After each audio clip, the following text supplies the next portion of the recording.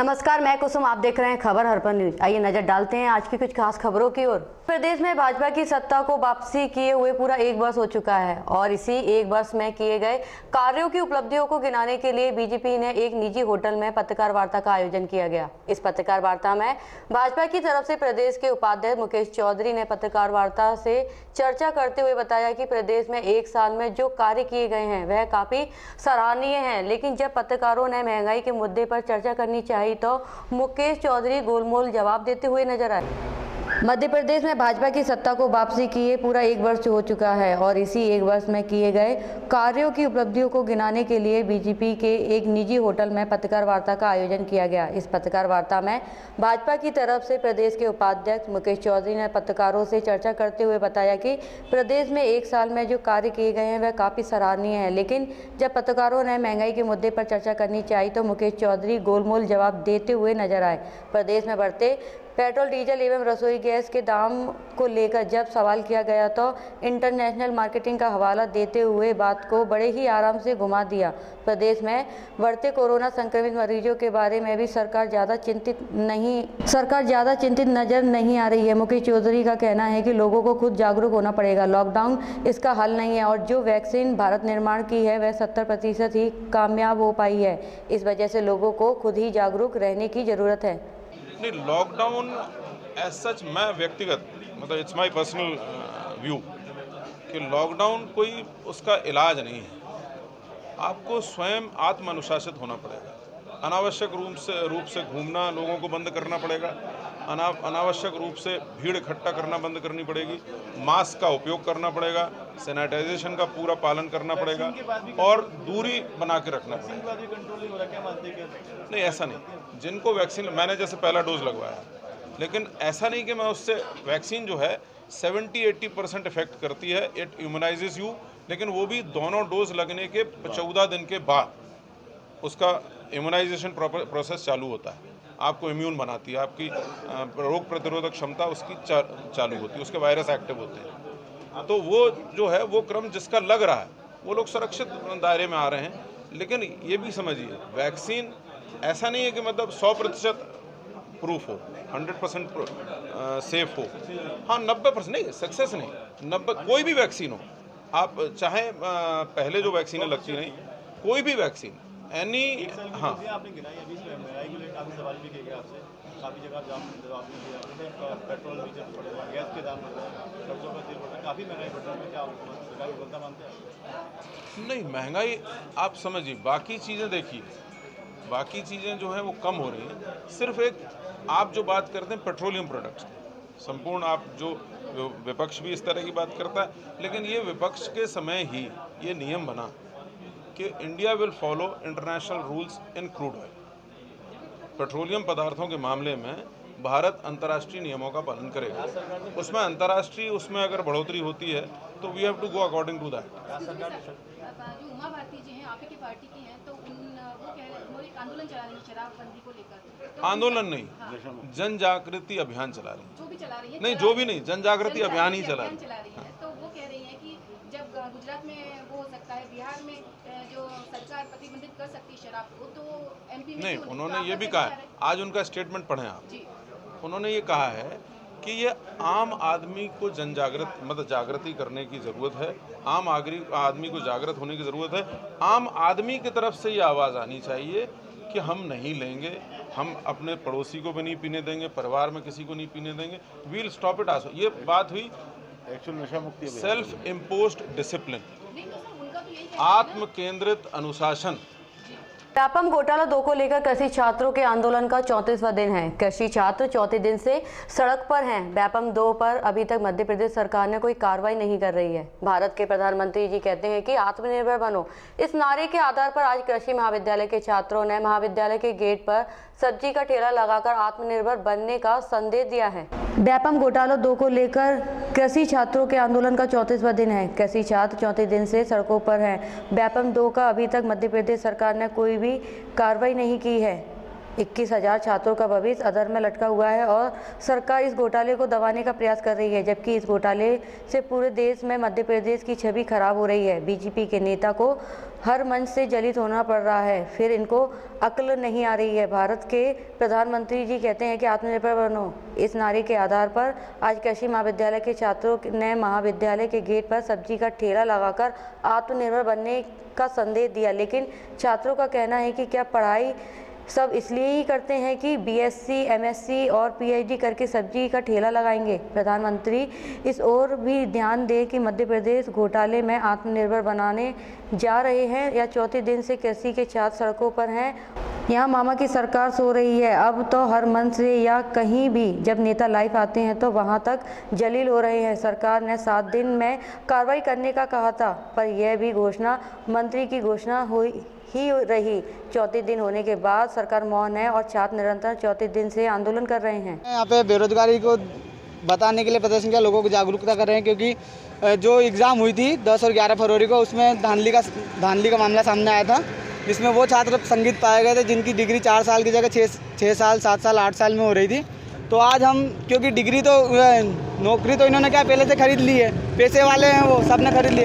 हम तो गरीब परिवार से बिलोंग करते हैं, तो यहाँ पे सब सब्जी बेच के गुजारा करने, इसलिए हमारे पास लास्ट ऑप्शन है। आज हमने यही प्रदर्शन कर रहे हैं कि सब्जी के ठेले लगाकर हम प्रदर्शन कर रहे हैं कि बेरोजगारी को हम कैसे छुपाया जा सके। तो आगे लगभग 1 महीने से ऊपर हो गया विरोध प्रदर्शन कर रहे हैं, आगे किस तरह प्रदर्शन रहेगा, क्या रहेगा? जी, आगे अभी हमारा शांत परिवेश से प्रदर्शन चल रहा है, पर अगर सरकार हमारी नहीं सुनती है तो हम फिर विद्रोह करेंगे सरकार का और उग्र प्रदर्शन करेंगे। क्या नाम है आपका? जी, मेरा नाम कृष्णा पाटीदार। इटावा के किसान मोर्चा के जिला अध्यक्ष देवेंद्र सिंह चौहान ने आरओ प्लांट बाबा बर्फानी निर्मल जल निर्मल पानी पुलिस लाइन के सामने आवास विकास इटावा का मुख्य अतिथि के रूप में डॉक्टर ज्योति वर्मा जिला मंत्री भाजपा ने फीता काटकर उद्घाटन किया। इटावा किसान मोर्चा के जिला अध्यक्ष श्री देवेंद्र सिंह चौहान ने आरओ प्लांट बाबा बर्फानी निर्मल जल निर्मल पानी पुलिस लाइन के सामने आवास विकास इटावा का मुख्य अतिथि के रूप में डॉक्टर ज्योति वर्मा ने फीता काटकर उद्घाटन किया। इस अवसर पर डॉक्टर ज्योति वर्मा ने कहा, इससे लोगों को उचित मूल्य पर जल की सुविधा उपलब्ध होगी। निश्चित रूप से यह एक उत्तम कार्य है। अधिशासी अभियंता इटावा सौरभ मिश्रा द्वारा लाइनमैन को थप्पड़ मारने की घटना से नाराज कर्मचारी धरने पर बैठ गए हैं। लाइनमैन के धरना प्रदर्शन से चक्कर नगर क्षेत्र में बिजली कर्मी काम का बहिष्कार करने लगे। फरियादी लाइनमैन बहादुर ने बताया कि एक्सीएन साहब ने कॉलर पकड़ी और जमीन पर गिराकर लात घूंसे से मारा। कर्मचारी ने कहा कि अगर इस संबंध में कार्रवाई नहीं की गई तो कर्मचारी कार्य का बहिष्कार करेंगे। अधिशासी अभियंता इटावा सौरभ मिश्रा द्वारा लाइनमैन को थप्पड़ मारने की घटना से नाराज कर्मचारी धरने पर बैठ गया। लाइनमैन के धारक प्रदर्शन ने चक्कर नगर क्षेत्र में बिजली कर्मी काम का बहिष्कार करने लगे। फरियादी लाइनमैन राम बहादुर ने बताया कि एक्सीएन साहब ने कॉलर पकड़ी और जमीन पर गिराकर लात घूंसे से मारा। कर्मचारी ने कहा कि अगर इस संबंध में कार्रवाई नहीं की गई तो कर्मचारी कार्य का बहिष्कार करेंगे। आपका राम बहादुर, क्या पद है आपका? लालमैन, अच्छा, बताएं क्या बिथोली बिजली घर पे। क्या मामला है, बताएं। मामला ये बंसरी गांव में कैंप था। कैंप लगने के बाद कैंप ख़त्म हुआ 5 बजे। कैंप ख़त्म होने के बाद बोले गांव में चलो। गांव में चलने के बाद बोला कहीं मीटर तो नहीं लगे, सौभाग्य योजना वाले कहीं केबल भी जुड़े होने को। तो वहाँ गए, वहाँ मीटर एक अवैध रूप से मीटर केबल नहीं जुड़ी थी, वो पाया गया। तो बोला ये मीटर क्यों नहीं जुड़ा? मैंने बोला कि ये मीटर तो हम जोड़ देंगे, इनको ये बोल दीजिए कि थोड़ा बिल तो अपना भर दें। मैं इतनी बात होने के बावजूद इनने मेरी कॉलर पकड़ी और हमको मारने लगे, लात घूंसे से मारा। मैं गिर पड़ा, इन्हें लात घूंसे से फिर मारना चालू किया, गाली गलौज देने लगे। किसने मारा आपको? एक्सीएन साहब ने मारा है। क्या नाम है उनका? नाम नहीं जानते हैं, एसके मिश्रा। तो ये धरना कितने दिन चलेगा? ये धरना जब तक मेरी मांगे पूरी नहीं होगी जब तक चलता ही रहेगा। क्या मांगे आपकी? मांगे ये है कि मीटर चालू नहीं करेंगे। सुबह कंपनी ने लगाया मीटर, तो वही लोग जोड़ें आके, हमारा काम है, हम वही काम करेंगे। प्रदेश सरकार के ऊर्जा मंत्री श्री प्रद्युम्न सिंह तोमर ने जलालपुरा स्थित सीवेज ट्रीटमेंट प्लांट पर वाटर ट्रीटमेंट प्लांट का निरीक्षण कर अधिकारियों को निर्देशित करते हुए कहा कि वाटर ट्रीटमेंट प्लांट से जल सप्लाई का कार्य शीघ्र चालू कर दिया जाए। गर्मियों में एक भी नागरिक शुद्ध पेयजल के लिए परेशान नहीं होना चाहिए। इसके साथ ही उन्होंने सीवेज वाटर ट्रीटमेंट प्लांट का निरीक्षण किया। सरकार के ऊर्जा मंत्री श्री प्रद्युम्न सिंह तोमर ने जलालपुरा स्थित सीवेज ट्रीटमेंट प्लांट एवं वाटर ट्रीटमेंट प्लांट का निरीक्षण कर अधिकारियों को निर्देशित करते हुए कहा कि वाटर ट्रीटमेंट प्लांट से जल सप्लाई का कार्य शीघ्र चालू कर दिया जाए। गर्मियों में एक भी नागरिक शुद्ध पेयजल के लिए परेशान नहीं होना चाहिए।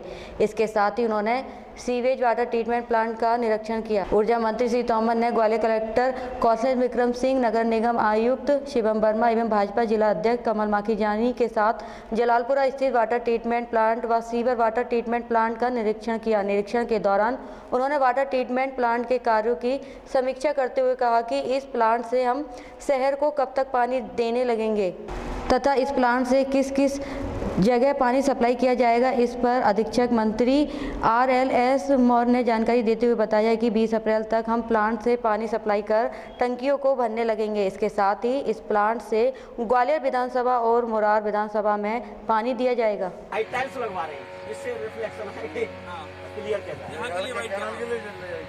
केनाल के लिए वहाँ वो पेड़ खड़े हैं, वहाँ से केनाल है संचरा तक जाती है, मगर डायरेक्ट इरिगेशन देंगे, नाले का पानी इससे बाईपास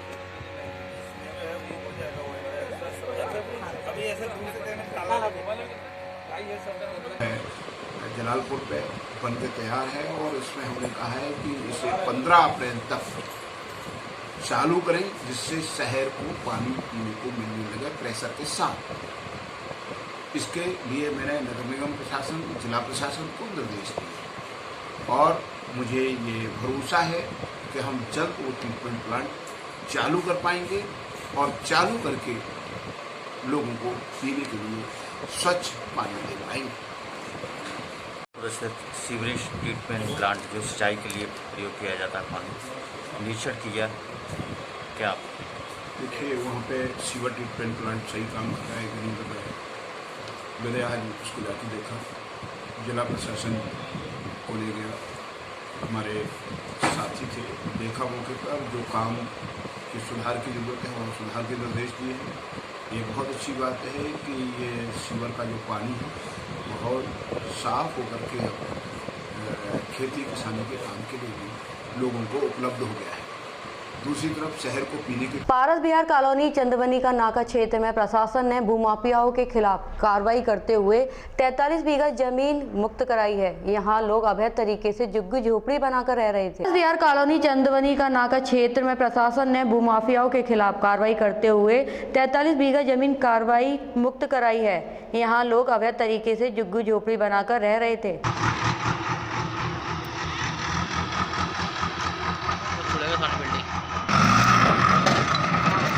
जगह होती है, कितने बीघा पे ये कब्जा था, किन लोगों का कब्जा? ये शासकीय भूमि 47 बीघा है। पहले जन विकास न्यास को लीज पर दी गई थी, लीज खत्म हो गई थी, इस पर ये अतिक्रमण किया जा रहा था, इसलिए इस पर आज कार्रवाई कर रहे हैं। तो कितने मकान बने हुए थे यहाँ पर, किस तरह के लोग हैं? ये इनको बरगलाकर, कोई नहीं, ये गरीब लोग हैं, इनको बरगलाकर इन्होंने झोपड़ी बनाई हुई थी। कुछ खाली मकान थे, कुछ में लोग रह रहे थे। इन लोगों के पास कोई कागजात वगैरह? इनके पास कुछ भी नहीं, कोई कागज नहीं पाया गया। आगामी त्योहार पर त्रिस्तरीय पंचायती चुनाव 2021 को सकुशल संपन्न कराने एवं जनपद में आपराधिक घटनाओं पर रोकथाम लगाने हेतु वरिष्ठ पुलिस अधीक्षक इटावा आकाश तोमर के निर्देशन में चलाए जा रहे अभियान के क्रम में थाना एकदिल पुलिस द्वारा लूट, चोरी, अवैध मादक पदार्थों की तस्करी करने वाले गिरोह के 3 अभियुक्तों को अवैध असला व मादक पदार्थ सहित गिरफ्तार किया है। त्योहार एवं त्रिस्तरीय पंचायती चुनाव 2021 को सकुशल संपन्न करने एवं जनपद में आपराधिक घटनाओं पर रोकथाम लगाने हेतु वरिष्ठ पुलिस अधीक्षक इटावा आकाश तोमर के निर्देशन में चलाए जा रहे अभियान के क्रम एवं अपर पुलिस अधीक्षक नगर इटावा के मार्गदर्शन तथा क्षेत्र अधिकारी नगर के नेतृत्व में थाना एकदिल पुलिस द्वारा लूट, चोरी, अवैध मादक पदार्थों की तस्करी करने वाले गिरोह के 3 अभियुक्तों को अवैध असला व मादक पदार्थ सहित गिरफ्तार किया गया है। थाना एकदिल के अंतर्गत आज 3 लुटेरों की वहाँ गिरफ्तारी हुई है, जिनके नाम बबलू, बॉबी और जितेंद्र हैं। ये तीनों अपराधी सुबह सुबह जो बस स्टैंड पर आते थे और जो भी यात्री बस से उतरते थे उनके बैग, कैश इत्यादि की ये जो है छीना झपटी करते थे और पैसे उनसे लूट लिया करते थे। इसी प्रकार की एक घटना जो है 20 तारीख को आई थी संज्ञान में, जिसमें इनके द्वारा एक व्यक्ति से उसका 5 GPS, बैग और कैश और ATM उसके द्वारा जो है लूट लिए गए थे, जिसमें अभियोग पंजीकृत किया गया था। और आज इसी के क्रम में इन 3 अभियुक्तों की आज गिरफ्तारी हुई है। इन सभी अभियुक्तों के ऊपर 1 दर्जन से अधिक जो इन पर आपराधिक मुकदमे जो है पहले से ही उन पर दर्ज है और इनके विरुद्ध अन्य कार्रवाई भी तत्काल की जाएगी। अमृत योजना के अंतर्गत नवीन जल कनेक्शन दिए जाने के नाम पर लोगों से अवैध पैसे मांगने का मामला वार्ड 13 ग्वालियर में देखने को मिला है, जहां निगम कर्मी सतीश शर्मा द्वारा लोगों से जल कनेक्शन दिए जाने और अवैध को वैध किए जाने को लेकर 500 से 1500 रुपए तक की वसूली की गई। इसी संबंध में हमारे संवाददाता ने जब उनसे बात की तो उन्होंने कहा कि मेरे द्वारा तो पर्ची काट कर दी जा रही है। देखिए क्या है पूरा मामला। अमृत योजना के अंतर्गत नवीन जल कनेक्शन दिए जाने के नाम पर लोगों से अवैध पैसे मांगने का मामला वार्ड 13 ग्वालियर में देखने को मिला है, जहां निगम कर्मी सतीश शर्मा द्वारा लोगों से जल कनेक्शन दिए जाने और अवैध को वैध किए जाने को लेकर 500 से 1500 रुपए तक की वसूली की गई है। इसी संबंध में हमारे संवाददाता ने जब उनसे बात की, उसने कहा कि मेरे द्वारा तो पर्ची काट कर दी जा रही है। देखिए क्या है पूरा मामला। 1200 1500 के हिसाब है। आपका नाम क्या है? मेरा नाम पवन शर्मा है। ये क्या मामला था अभी, ये भीड़ लग रही थी यहाँ पर? भाई साहब मैं यहाँ रोड से निकल रहा था, मैंने देखा कि नगर निगम के टंकी पे से कुछ कर्मचारी आए हुए थे। इन दुकानदार भाई से 15-15 रुपये कनेक्शन के नाम पे मांग रहे थे। मैंने पूछा आपको किसने ऑथोराइज किया है? बोले हमारे अधिकारियों ने हमको बोला है 1500 रुपये लेंगे। मैंने पूछा श्रीमान जी रसीद कितना की देंगे आप? कहते रसीद हम 500 की देंगे। यानी 1500 रुपये किस चीज़ के लेंगे? बोले साहब ऊपर खर्चा होता है, नहीं तो हम कनेक्शन नहीं करने देंगे। भाई साहब गरीब जनता है, कोरोना की मारी हुई है, या व्यापार है नहीं है। उसके बाद नगर निगम ने जाल मचा रखा है। जहाँ देखो मंदा कानून चल रहा है, जिसको देखो उसको लूट के पीछे पड़ा हुआ है। जिस तरफ देखा उस तरफ लूट मचा रखी है। ये गरीब दुकानदार आदमी है, इससे 1500 रुपये मांग रहे हैं। 1500 मांगे थे, मेरे पैर पे 1250 आया, 1200 रुपये 500 एक बार मैं देख चुका हूँ, आज तक मिले नहीं है मेरे को। ये कोई रसीद दी थी आपको? मैं रसीद कुछ नहीं दी है, रसीद नहीं देते। अमृत योजना में कनेक्शन के नाम पे लूट मचा रखी है। करके हैं अब 2 कर्मचारी कौन ने पैसे मांगे आपसे? किसने मांगे थे? कौन आया था मांगने? सतीश शर्मा।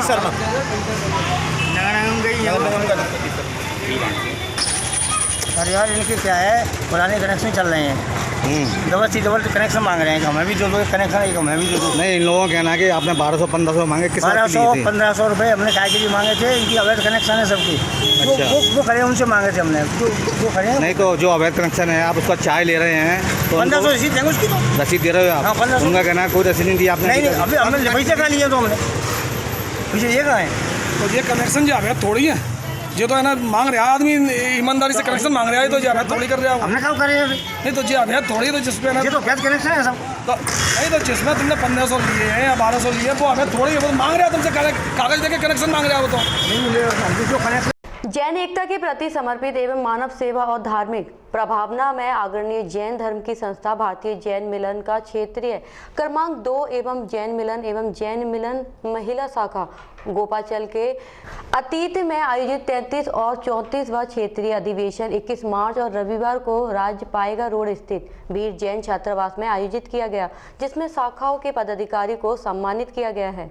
जैन समाज के प्रवक्ता सचिन जैन ने बताया है कि कार्यक्रम का शुभारंभ डॉक्टर विवेक जैन ने ध्वजारोहण कर किया। मंच उद्घाटन अजीत जैन घाटी गाँव संजय मणि परिवार ने किया। चित्र अनावरण अमित रश्मि जैन व दीप प्रज्वलित ओम प्रकाश जैन ने किया। इस मौके पर क्षेत्रीय अध्यक्ष नीरज छावड़ा, राजीव जैन, मंत्री राकेश जैन, राजेश जैन, बंटी गोपाचल, संस्था के अध्यक्ष सुनील जैन आदि मौजूद थे। समारोह के मुख्य अतिथि जैन मिलन के राष्ट्रीय अध्यक्ष सुरेंद्र चंद्र जैन, ऋतुराज मेरठ, विशिष्ट अतिथि के रूप में जैन मिलन के राष्ट्रीय मुख्य कार्यकारी अध्यक्ष संजय जैन, गुना राष्ट्रीय महामंत्री प्रशासनीय नरेंद्र जैन, राजकमल राष्ट्रीय कार्याध्यक्ष महेंद्र जैन, राष्ट्रीय वरिष्ठ उपाध्यक्ष प्रवीण गंगवाल, उपाध्यक्ष बालचंद्र जैन एवं राष्ट्रीय प्रचार मंत्री HK जैन मौजूद थे। वहीं विशिष्ट अतिथि राष्ट्रीय महिला चेयरपर्सन शीला जैन, राष्ट्रीय संयुक्त मंत्री वीरेंद्र जैन, ऋषभ जैन, अजय जैन, देवेंद्र जैन, क्षेत्रीय अध्यक्ष नीरज छाबड़ा एवं क्षेत्रीय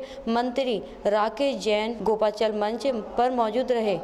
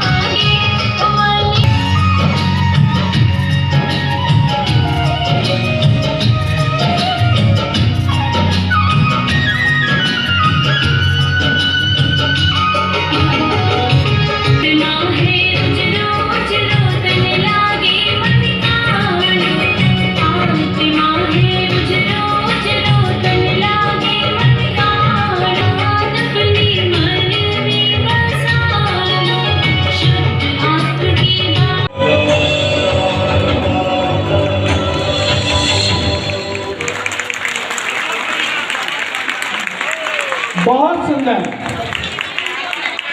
एक बार शानदार तालियां बजाएं। जो युद्ध हरे अपने मन में, वो महावीर सा बन जाए।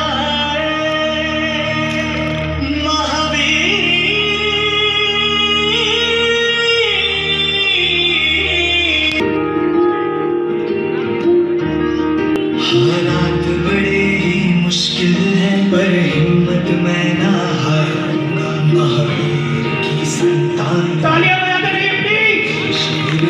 श्री पारसनाथ दिगंबर जैन स्वर्ण मंदिर महिला मंडल द्वारा शनिवार को नई सड़क स्थित 13 पंथी धर्मशाला में होली मिलन समारोह एवं 3 साल के कार्यकाल का सम्मान 100 मेंबरों का किया गया। वहीं पुरानी अध्यक्ष मंत्री व कोष अध्यक्ष की विदाई के साथ नई कार्यकारिणी चुनी गई। जैन समाज के प्रवक्ता सचिन जैन ने बताया है कि कार्यक्रम अतिथि चुनाव अधिकारी पूर्व अध्यक्ष माधवी शाह व मंजू पाटनी थी व संस्था की अध्यक्ष श्रीमती बीना गंगवाल ने स्वागत भाषण दिया। संस्था की सचिव मोनिका सेठी एवं कोष अध्यक्ष आराधना क्षेत्रपाल्या ने साल भर का लेखा जोखा प्रस्तुत किया गया। आभार मोनिका सेठी ने किया। इस मौके पर मधु जैन, मिट्ठू सेठी, नीलाम पाटनी, अंजू भौचे मौजूद थी। पुरानी कमेटी हुई विदाई, नई कार्यकारिणी हुई घोषित। चुनाव अधिकारी पूर्व अध्यक्ष माधवी शाह एवं मंजू पाटनी ने पुरानी टीम अध्यक्ष बीना गंगवाल, सचिव मोनिका सेठी, कोषाध्यक्ष आराधना क्षेत्रपाल्या का स्मृति चिन्ह देकर सम्मानित किया। वहीं नवीन टीम की अध्यक्ष नविता पाटनी, सचिव रक्षा पाटनी को कोषाध्यक्ष रेखा कासरीवाल, उपाध्यक्ष रेणु पाटनी व मोनिका सेठी महासचिव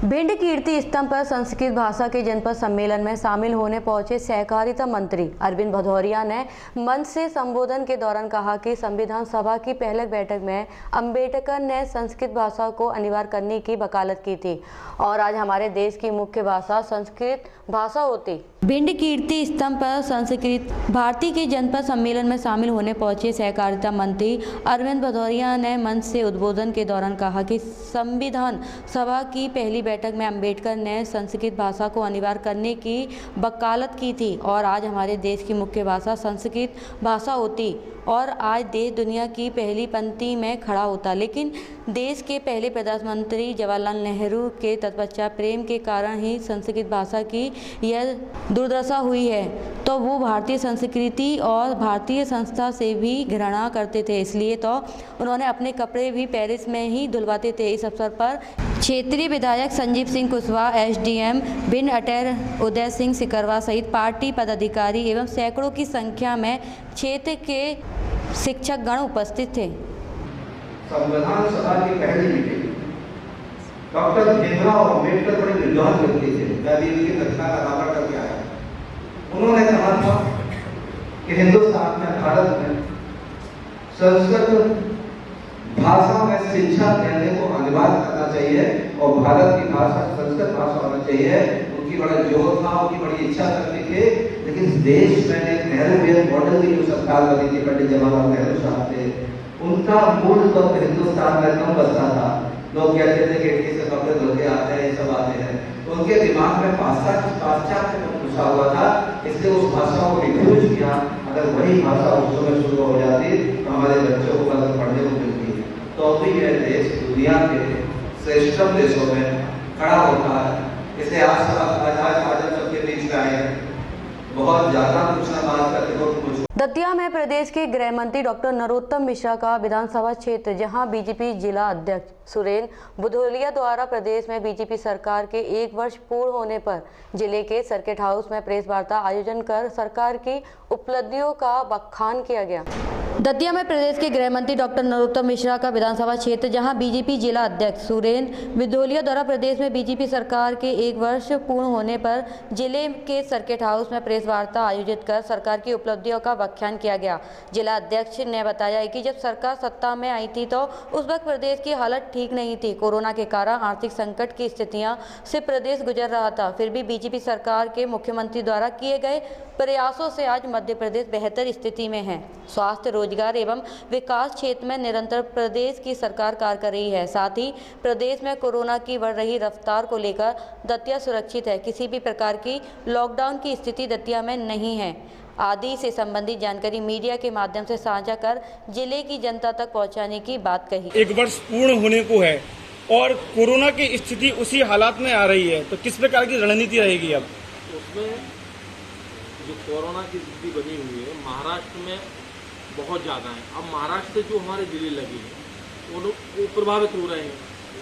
ऐसी स्थिति में अभी माननीय मुख्यमंत्री जी की बीसी थी, उसमें इसी विषय पर चर्चा हो रही थी कि हम जन जागरण के माध्यम से जन जागरण अभियान हम चलाएंगे, क्योंकि लॉकडाउन लगने से बहुत सारी परिस्थितियाँ विपरीत दिशा में हम लोग जाते हैं और आर्थिक व्यवस्था भी कहीं ना कहीं हमें परेशानी होती है। तो उसमें जन जागरण के माध्यम से हम जन जागरण अभियान चलाएंगे, रोको टोको अभियान, जिसमें हम मास्क और दूरी ये दोनों चीज़ों पर विशेष ध्यान देंगे। अनावश्यक हम घरों से नहीं निकलें, हमारा जब काम है हमें जब ही निकलना है, अनावश्यक हम घरों से निकलते हैं। मंदिरों में भी बगैर जांच के कोरोना की जो जांच है उस जांच अगर किसी के पास होगी, जो बाहर से लोग आ रहे हैं, चाहे वो झांसी का हो चाहे कोई भी हो, और दतिया जिले से बाहर का व्यक्ति मंदिर में प्रवेश, किसी भी मंदिर में प्रवेश करेगा तो वह एक बार अपनी जांच कराकर ही मंदिर हो या भीड़ वाले स्थानों में हो, आने से पहले उसे कोरोना की जांच करानी पड़ेगी। हम सब पार्टी के कार्यकर्ता, संगठन के लोग सभी स्थानों पर कल ये अभियान शुरू होगा। रोको टोको अभियान के तहत 2 मिनट के लिए सभी लोग वहाँ खड़े होंगे और सबको समझाइश देंगे।